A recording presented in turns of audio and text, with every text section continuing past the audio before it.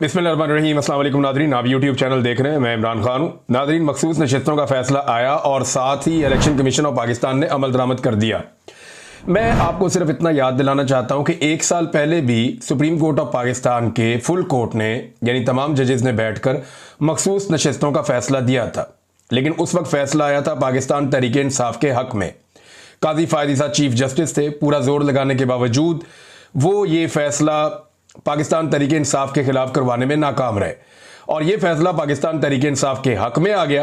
Establishment ने बड़ा जोर लगाया लेकिन इसके बावजूद आ गया। और फिर कुछ डाउट्स है, उन्होंने आकर टीवी चैनल पे बताया कि इलेक्शन कमीशन ऑफ पाकिस्तान इस फैसले पर अमल दरामद नहीं करेगा।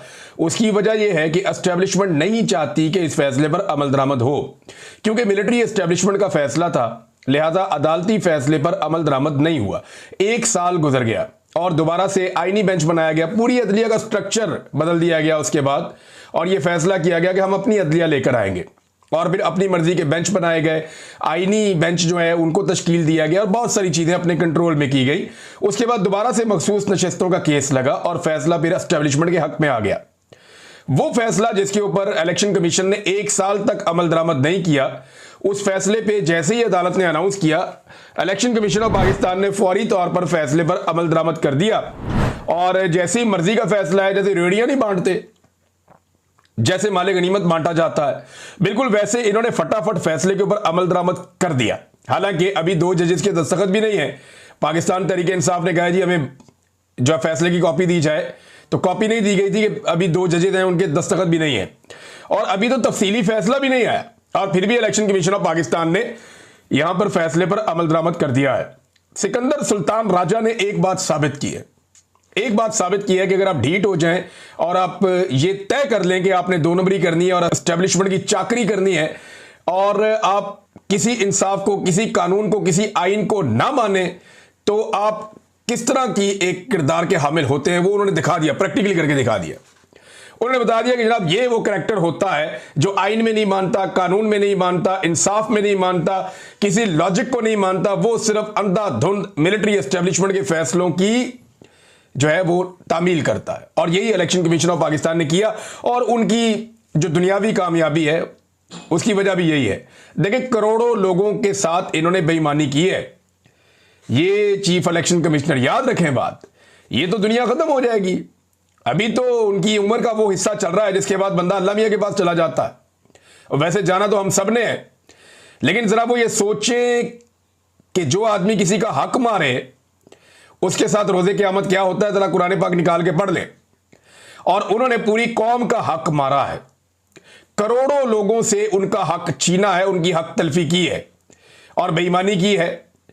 दयानतदारी का तकादा था उनके ओहदे से, लेकिन उन्होंने खयानत की है। जो लोग खाइन होते हैं, खयानत करते हैं, उनके साथ रोजे क़यामत क्या होगा जरा वो पढ़ लें, वक्त करीब है, उन्हें पता चल जाएगा कि करोड़ों लोगों के साथ उन्होंने किया। वो एक आधे बंदे के साथ कोई कर देता है, दो बंदों के साथ कर देता है, जाके माफी भी मांग लेता है।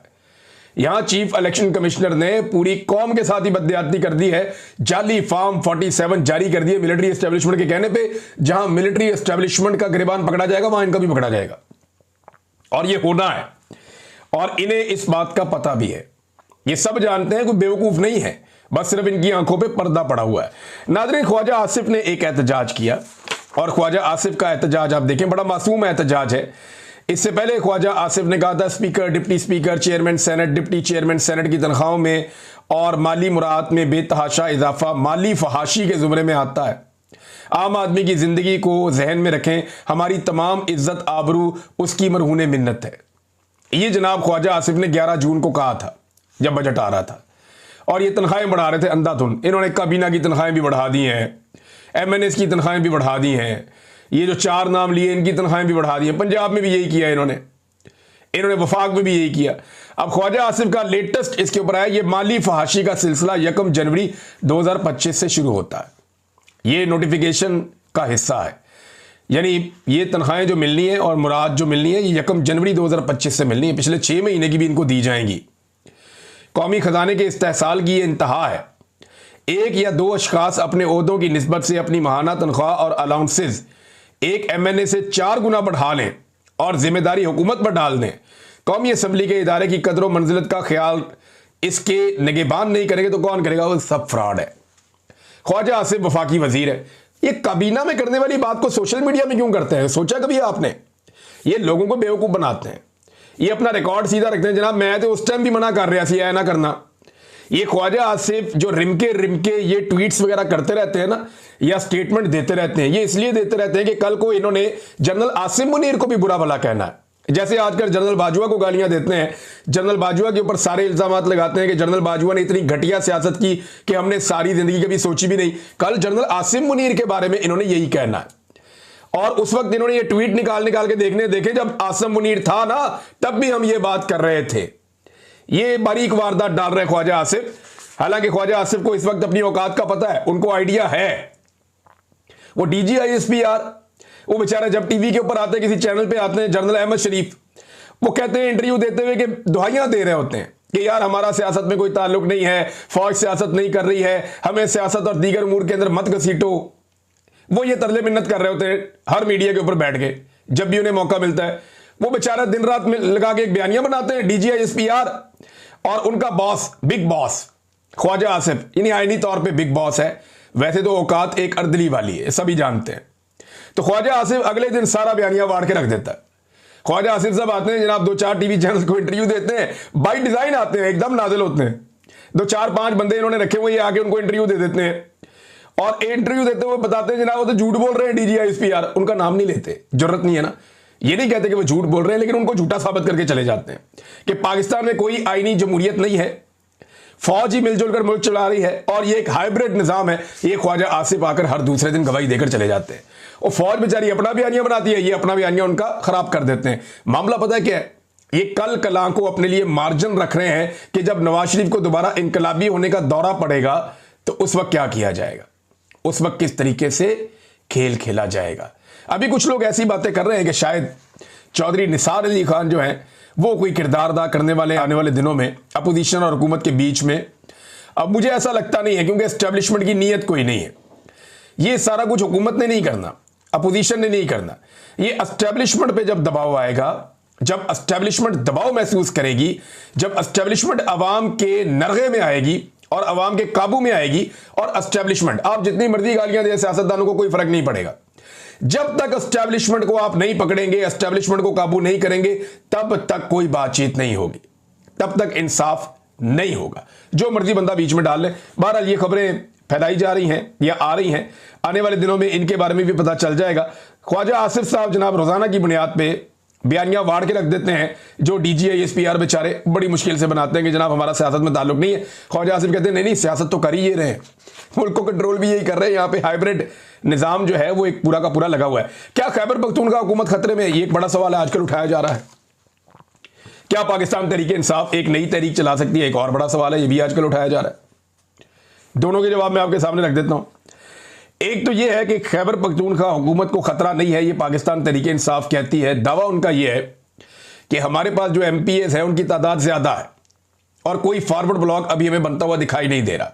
अगर कोई फॉरवर्ड ब्लॉक बन गया तो फिर तो ये एक दूसरी हुकूमत बन भी सकती है, पाकिस्तान तहरीक इंसाफ के अंदर से भी बन सकती है, जैसा कि कश्मीर के अंदर किया गया था। एक नया ब्लॉक बना के वहां पे नई हुकूमत बना दी गई थी। तो पाकिस्तान तहरीक इंसाफ की क़यादत कहती है कि उन्हें कोई खतरा नहीं है। और इमरान खान साहब जेल से मंडियों का जिक्र कर चुके हैं, ये भी हमें आइडिया है। दूसरी जानिब एक और तजवीज़ दी जा रही है पाकिस्तान तहरीक इंसाफ के अंदर, और वो तजवीज़ ये दी जा रही है कि मौलाना फजलुर रहमान साहब से जो है मामलात किए जाएं। और मौलाना फजलुर रहमान साहब से रब्ता किया गया है पाकिस्तान तहरीक इंसाफ की जानिब से। फजलुर रहमान साहब ने मुस्बत जवाब दिया है। उन्होंने कहा जी खैबर पख्तूनख्वा की हुकूमत गिराने का हमारा कोई इरादा नहीं है, लेकिन फलां फलां मामला जो है उनको ठीक किया जाए। गंडापुर साहब और उनके साथियों के हवाले से उनके बड़े एतराज़ात हैं, क्योंकि गंडापुर साहब को बिल्कुल पसंद नहीं आता जब भी मौलाना फजलुर रहमान साहब के साथ बातचीत शुरू होती है। वो ये समझते हैं कि अगर मौलाना फजलुर रहमान रेलिवेंट हो गए तो गंडापुर खानदान की सियासत इररेलिवेंट हो जाएगी। वजह यह है कि डेरा इस्माइल खान में गंडापुर खानदान जो है वो सियासत करता है, और इसी तरह डेरा इस्माइल खान में मौलाना फजलुर रहमान साहब का खानदान भी सियासत करता है। तो उनकी रेलिवेंसी बढ़ जाती है, तो गंडापुर खानदान के लिए प्रॉब्लम होती है। तो उनका हल्के की सियासत का मामला है, वो बड़े जो है वो कैनवस के ऊपर नहीं देख रहे इस मामले को। और जब हल्के का मामला होता है तो यही होता है। अभी चौधरी निसार से मुलाकात की है ना शहबाज शरीफ ने, तो वहां से जो नून लीग वाला फॉर्म 47 पे जितवाया हुआ है वो मुतहर्रिक हो गया, उसने इंटरव्यू देना शुरू कर दिए कि जनाब ये कैसे हो सकता है, चौधरी निसार ने नवाज शरीफ को ये कहा हुआ है, वो कहा हुआ है। तो हल्के की सियासत, जैसे कि आपको इख्तियार वली वाला मामला याद होगा, जब परवेज खटक को बनाया गया तो उसने रोला डाल दिया था। वैसे मैं आज एक वीडियो देख रहा था, उसमें इख्तियार वली और कोई 2-4 और लोग साइकिलों पे आ रहे थे असेंबली, जब पेट्रोल 150 रुपए से भी कम था। जब पेट्रोल 150 रुपए लीटर से कम था तो ये लोग साइकिलों में बैठ बैठ के असेंबली में आ रहे थे और इन्होंने रोला डाला हुआ था कि मर गए, लुट गए, बर्बाद हो गए। और आज जनाब पेट्रोल जो है वो 350 का है और ये लोग लैंड क्रूजरों में आ रहे हैं, गाड़ियों में आ रहे हैं, प्रोटोकॉल्स इंजॉय कर रहे हैं। ये इनकी हालत है। हुकूमत भी फजल रहमान साहब से जो है वो गाफिल नहीं है। हुकूमत ने फजल रहमान साहब को अभी प्रोटोकॉल दिया है FC का, यानी फजल रहमान साहब की सिक्योरिटी पे। और वैसे फजल रहमान साहब की जान खतरे में भी है, ये एजेंसियों की रिपोर्टें मौजूद हैं और वो ये कहते हैं कि फजल रहमान साहब पे खुदा न खास्ता हमला हो सकता है और कुछ एलिमेंट्स उनकी जान के दुश्मन है। तो फजल रहमान साहब के हवाले से हुकूमत ने काम तो ठीक किया, उनकी सिक्योरिटी बढ़ाई जानी चाहिए। ऐसे लोग जिनकी जान खतरे में है उनको सिक्योरिटी देना बहुत जरूरी है। तो फजल रहमान साहब की सिक्योरिटी पर FC को मामूर किया गया है। ये एक पॉलिटिकल गिमिक भी हो सकता है ताकि फजल रहमान साहब को राम किया जा सके, क्योंकि प्रोटोकॉल और सिक्योरिटी ये ऐसी चीजें हैं जिनसे नॉर्मली जो है वो सियासतदान खुश हो जाते हैं। तो नाज़रीन, सवाल यह था कि क्या तहरीक इंसाफ एक तहरीक अब चला सकती है। देखिए, मायूसी बहुत ज्यादा तहरीक इंसाफ में, खासतौर पे जो कुछ डी चौक में 2 मरतबा हुआ। एक मरतबा कारकुनों को छोड़ के उनका लीडर जो उस वक्त मैदान में था वो चला गया, दूसरी मरतबा गोलियां लग रही थी कारकुनों को, फिर छोड़कर चला गया। तो कारकुनों में बहुत मायूसी है। जो आखिरी जलसा मैंने देखा जिसमें अली अमीन गंडापुर ने तकरीर की, वहां पे जो कारकुनों की तादाद थी वो वैसी नहीं थी जैसी पाकिस्तान तहरीक इंसाफ के जलसों में होती है। यानी वो जलसा ठीक था, तगड़ा था, नॉर्मल पॉलिटिकल पार्टीज के जैसे जलसे होते हैं वैसा था। लेकिन जिस तरह बड़े पैमाने पर लोग उमड़ के आ जाते हैं ना, वो नहीं था, वो जोशो खरोश भी नहीं था। इसकी वजह यह है कि लोग थोड़े मायूस हुए हैं, खैबर पख्तूनख्वा में भी, पंजाब में भी, हर जगह पे, कि बहुत सारी तहरीकें चला के मौका बार बार जाया कर दिया जाता। अब क्या तहरीक इंसाफ एक तहरीक चला सकती है? तो चंद चीजें हैं जो तहरीक इंसाफ करे तो शायद चला ले तहरीक। मेरे ख्याल में मायूसी दूर करना सबसे बड़ा टास्क होगा। अभी देखें, इनकी इंटरनल मीटिंग हुई है, उसके अंदर ये आपस में झगड़ते रहे। मैं तफसीलात निकाल के आपके सामने अगले वीलॉग में रख दूंगा कि ये आपस में किस बात पे लड़ते रहे हैं, किस बात पे गर्मा गर्मी होती रही है और कौन सी बातें ऐसी हैं जो डिस्कस होती रही हैं। पार्टी के अंदर इख्तलाफात पैदा हो चुके हैं और ये कोई ढकी छुपी बात नहीं है। अलीमा खान साहबा को लेकर बड़े तहफ़्फ़ुज़ात का इजहार किया जाता है, कभी इमरान खान साहब के करीबी साथियों को लेकर तहफ़्फ़ुज़ात का इजहार किया जाता है, कभी सोशल मीडिया को गालियां दी जाती हैं। तो ये जो पॉलिटिकल पार्टी है इसके अंदर एक डिवीजन पैदा हो चुकी है और रीजन जो है वो खैबर पख्तूनख्वा की हुकूमत समझती है कि नॉर्मल तरीके से चीजें करनी चाहिए, जबकि लोग कहते हैं इमरान खान की रिहाई जो है वो हमारी सबसे मेन हिकमत अमली होनी चाहिए। अब तहरीक इंसाफ क्या तहरीक चला सकती है? मायूसी दूर करना होगी नंबर 1। नंबर 2, अपने हलकों में जाना होगा तमाम MPAs और MNAs को और लोगों को फेस करना होगा और उनको दोबारा से खड़ा करना होगा। उन्हें कहना होगा कि इमरान खान को निकालना कितना जरूरी है और उसके लिए उन्हें दोबारा कायल करना होगा। सोशल मीडिया से जो इख्तलाफात हैं पाकिस्तान तहरीक इंसाफ के मुख्तलिफ गिरोहों के या मुख्तलिफ ग्रुप्स के, वो इख्तलाफात खत्म करने होंगे। सारों का इकट्ठ होना पड़ेगा, सबको इकट्ठे होकर एक जगह बैठना पड़ेगा, चाहे खैबर पख्तूनख्वा इसकी दावत दे या इस्लामाबाद में इसकी दावत दी जाए। तमाम पाकिस्तान तहरीक इंसाफ के लोगों को एक मरतबा इकट्ठे होकर बैठना पड़ेगा। ओवरसीज पाकिस्तानियों को दोबारा से मुतहर्रिक करना होगा, हर सतह पर हर तबके को शामिल करना पड़ेगा। यानी किसानों को शामिल करना होगा, इसके अंदर मजदूर को शामिल करना होगा, इसके अंदर तनख्वाहदार तबके को शामिल करना होगा।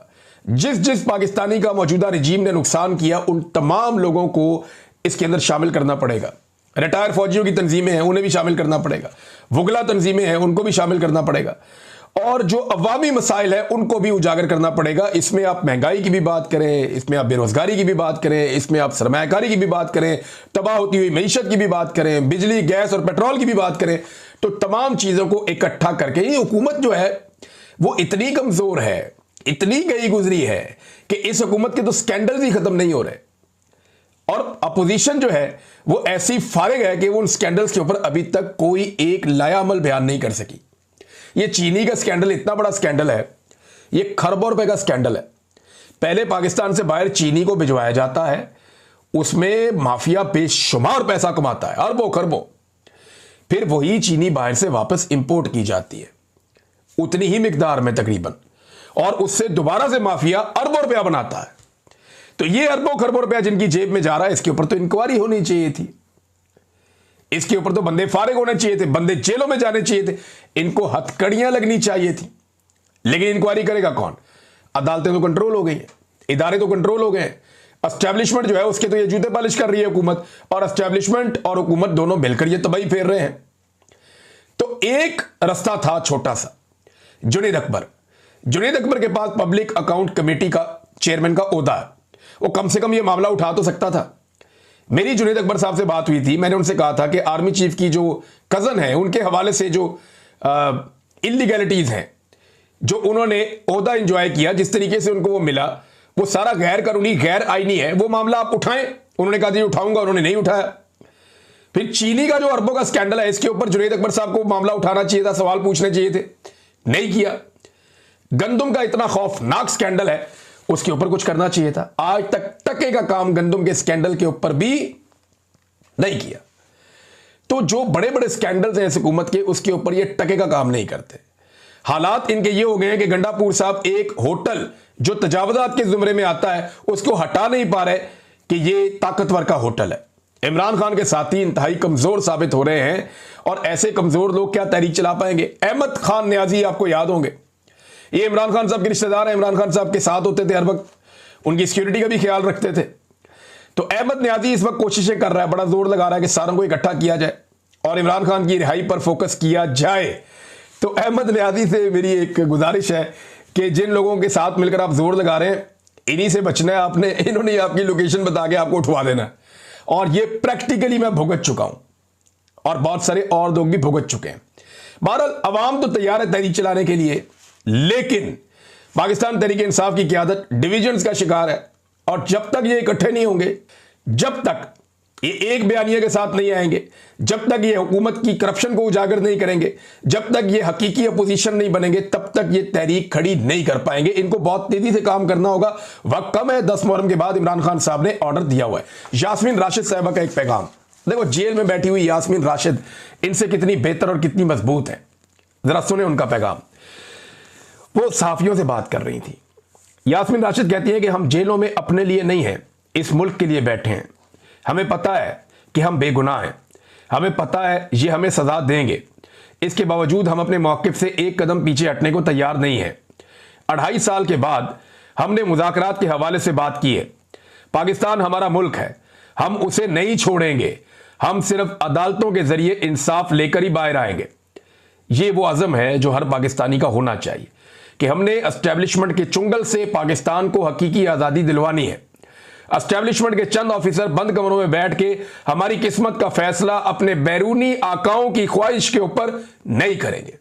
हम करेंगे फैसला, क्योंकि ये हमारा मुल्क है, हमारे फैसले इस मुल्क के अंदर चलेंगे, और जब पाकिस्तानी फैसला करेंगे तो पाकिस्तान के हक में वो सबसे बेहतर फैसला होगा। अब तक के लिए इतना ही। अपना ख्याल रखिएगा, अपने इस चैनल का भी। अल्लाह हाफिज।